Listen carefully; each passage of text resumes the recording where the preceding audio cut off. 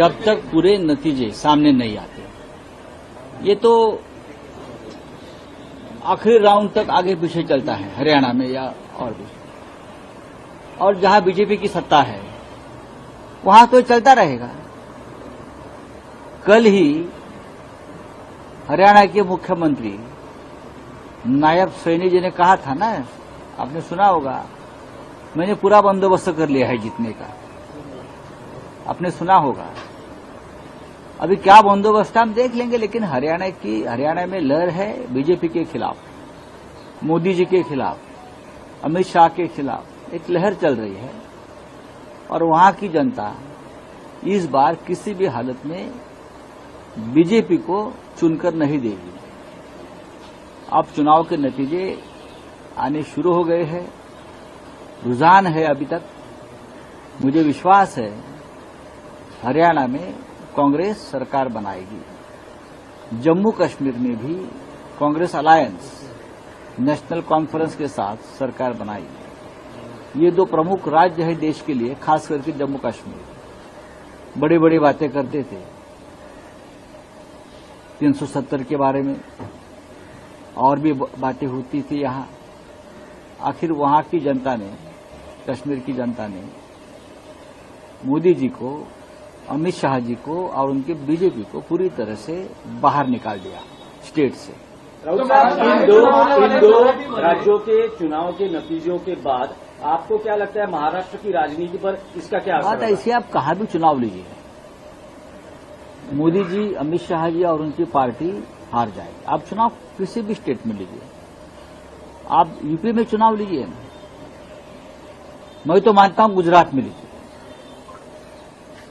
मोदी जी का जो एक कृत्रिम जलवा था, आर्टिफिशियल, वो खत्म हो गया है।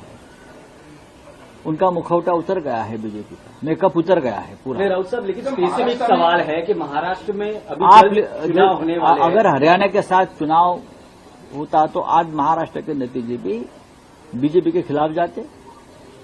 अभी जो चुनाव हो गया महाराष्ट्र में, आप देखिए क्या होता है।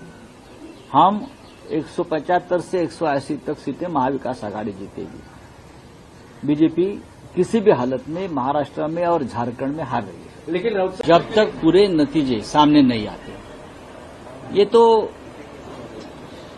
आखिरी राउंड तक आगे पीछे चलता है हरियाणा में या और भी, और जहां बीजेपी की सत्ता है वहां तो चलता रहेगा। कल ही हरियाणा के मुख्यमंत्री नायब सैनी जी ने कहा था ना, आपने सुना होगा, मैंने पूरा बंदोबस्त कर लिया है जीतने का। आपने सुना होगा। अभी क्या बंदोबस्त हम देख लेंगे, लेकिन हरियाणा में लहर है बीजेपी के खिलाफ, मोदी जी के खिलाफ, अमित शाह के खिलाफ एक लहर चल रही है, और वहां की जनता इस बार किसी भी हालत में बीजेपी को चुनकर नहीं देगी। अब चुनाव के नतीजे आने शुरू हो गए हैं, रुझान है अभी तक। मुझे विश्वास है हरियाणा में कांग्रेस सरकार बनाएगी। जम्मू कश्मीर में भी कांग्रेस अलायंस नेशनल कॉन्फ्रेंस के साथ सरकार बनाएगी। ये दो प्रमुख राज्य है देश के लिए, खास करके जम्मू कश्मीर। बड़ी बड़ी बातें करते थे 370 के बारे में, और भी बातें होती थी यहां। आखिर वहां की जनता ने, कश्मीर की जनता ने मोदी जी को, अमित शाह जी को और उनके बीजेपी को पूरी तरह से बाहर निकाल दिया स्टेट से। राउत साहब, इन दो राज्यों के चुनाव के नतीजों के बाद आपको क्या लगता है महाराष्ट्र की राजनीति पर इसका क्या असर होगा? इसे आप कहाँ भी चुनाव लीजिए, मोदी जी, अमित शाह जी और उनकी पार्टी हार जाएगी। आप चुनाव किसी भी स्टेट में लीजिए, आप यूपी में चुनाव लीजिए ना, मैं तो मानता हूं गुजरात में लीजिए। मोदी जी का जो एक कृत्रिम जलवा था, आर्टिफिशियल, वो खत्म हो गया है। उनका मुखौटा उतर गया है, बीजेपी का मेकअप उतर गया है पूरा। राउत साहब, लेकिन स्पेसिफिक सवाल है कि महाराष्ट्र में अभी चुनाव होने वाले हैं। अगर हरियाणा के साथ चुनाव होता तो आज महाराष्ट्र के नतीजे भी बीजेपी के खिलाफ जाते। अभी जो चुनाव हो गए महाराष्ट्र में, आप देखिए क्या होता है। हम 175 से 180 तक सीटें महाविकास आघाड़ी जीतेगी। बीजेपी किसी भी हालत में महाराष्ट्र में और झारखंड में हार रही है। लेकिन राउत